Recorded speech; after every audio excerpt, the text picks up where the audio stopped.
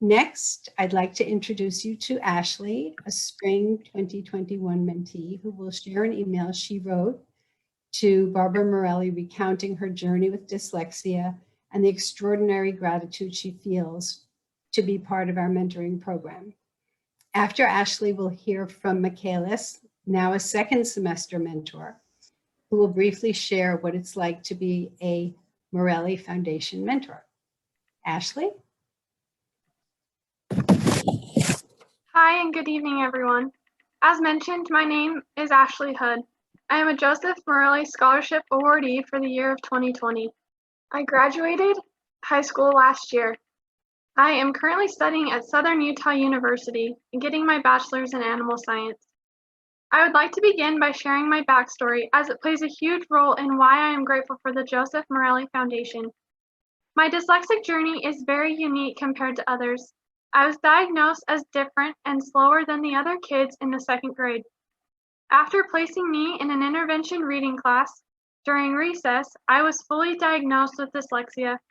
However, after that intervention class, I received no further help from the education system.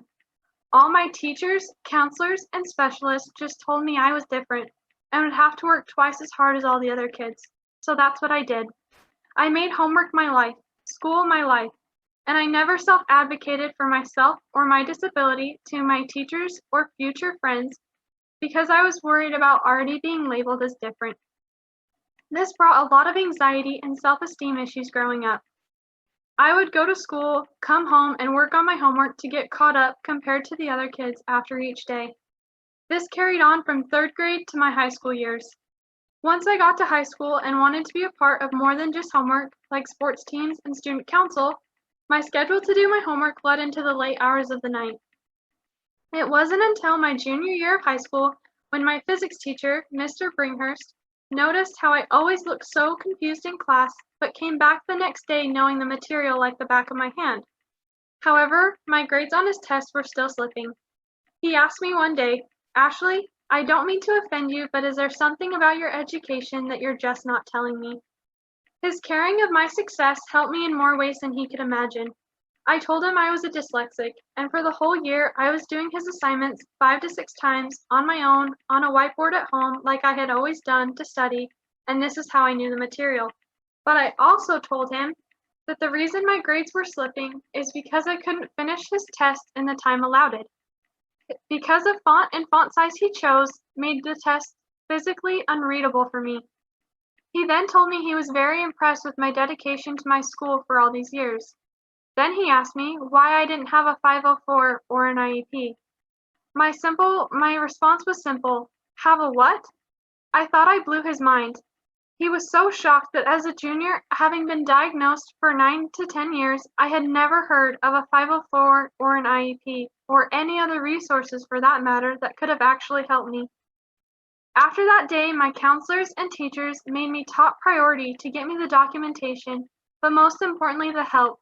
The help I always knew I needed but didn't know was out there. With Mr. Bringhurst's help and my counselors, after 11 years of trying to figure out how I learned, we together found ways that helped me learn and gain success. I finally understood and found the meaning behind working smarter and not harder. So the reason I am grateful for the Morelli Foundation and this new and exciting mentoring program is because it is the help I have always been looking for, but never thought was actually possible.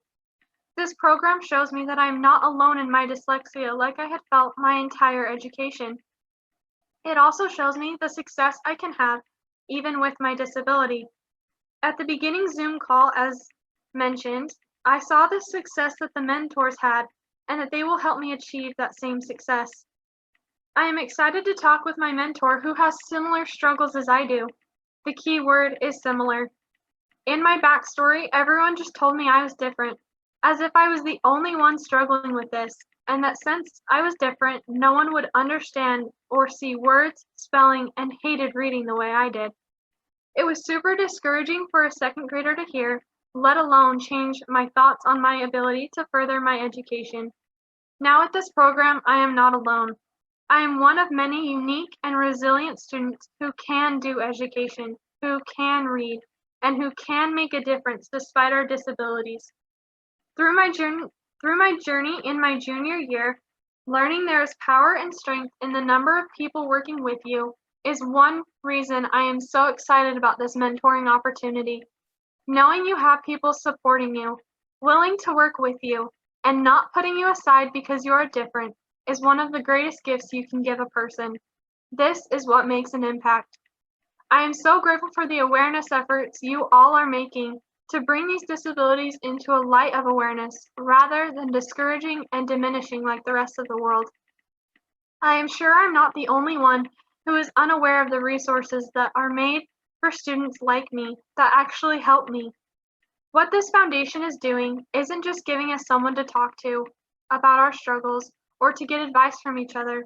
It is about giving us a sense of belonging to a group that understands, motivates, and empowers one another. So thank you.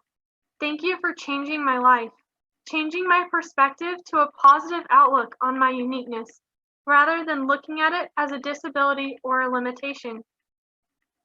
I hope I was able to convey my story, my growth, and my gratitude for Barbara, the foundation, the mentoring program, donors, sponsors, and all who may be involved.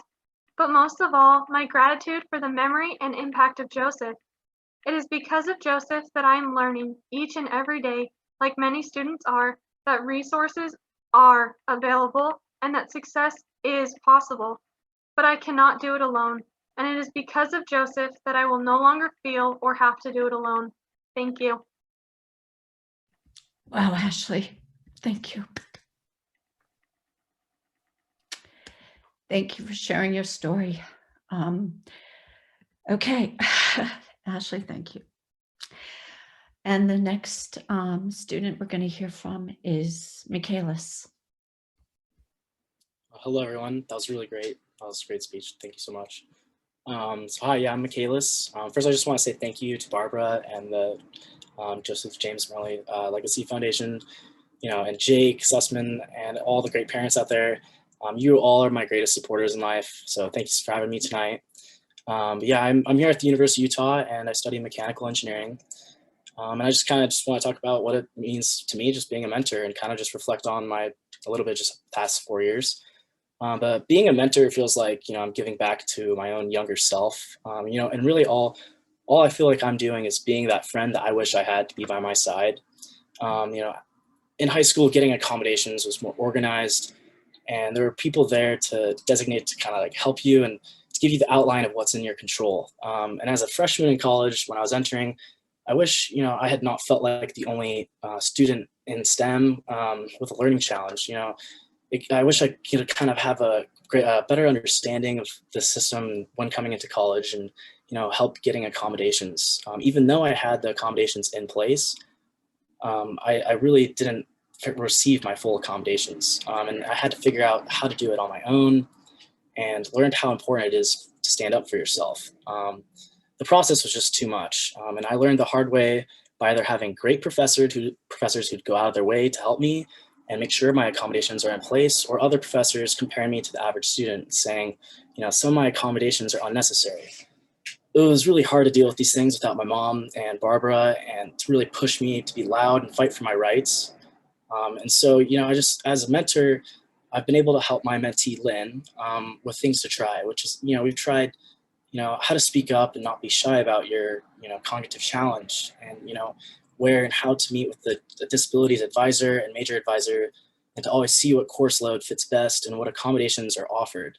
I have to really look deeper into those things. And, meeting with a professor personally 2 weeks before the semester begins gives us, a better look over the syllabus to set accommodations, so that when school is in action, no one is stressed, and we can use that time to ask our more important questions about course material instead of, hey, just checking in to make sure I have my accommodations for my final in 5 days. We're really more prepared. The professor's not stressed, students not stressed. Whereas me in the past, I found, I come into this and everyone's stressed out. It's just all under me with the department. And so, being a mentor is just great. And so asking, like these specific questions, are really important. Like, now with Zoom, we have to ask for a separate breakout room, make sure that there's extensions in all exams. So, that includes quizzes too. Like, you can't just not let that slide. Like you got to get your accommodations. And so, there's some things mentors do that advisors can't. Advisors may have hundreds of students, and like I said, the department is undermined with support. They're trying to do their best, the best they can, but they just have so many students. And it takes somebody that has gone through this to kind of explain how and when to approach a professor appropriately without causing them or yourself any sort of disalignment for the semester. Because some professors have 300 students in that first week of school. They don't tell you, hey, like, you should probably meet with them a week before and figure out the syllabus before all these students are in class and they're asking millions of questions right away, and the professor's like, oh man, what do I do? These are my office hours. And you're like, man, I really need to get my accommodations. And so we give that one-on-one advice in which takes experience and storytelling that nowhere really else on campus is offered. We provide someone that you can relate to and like really know how college is. Like you have to really have a real story for them to look up to and not look down on, because at this time, especially with this transition, we see different things, and getting out of our comfort zone and reaching out to our friends who may be in the same class, just like these little things can help us succeed. And so in helping Lynn, I'm also helping myself, because I realize how to do things better.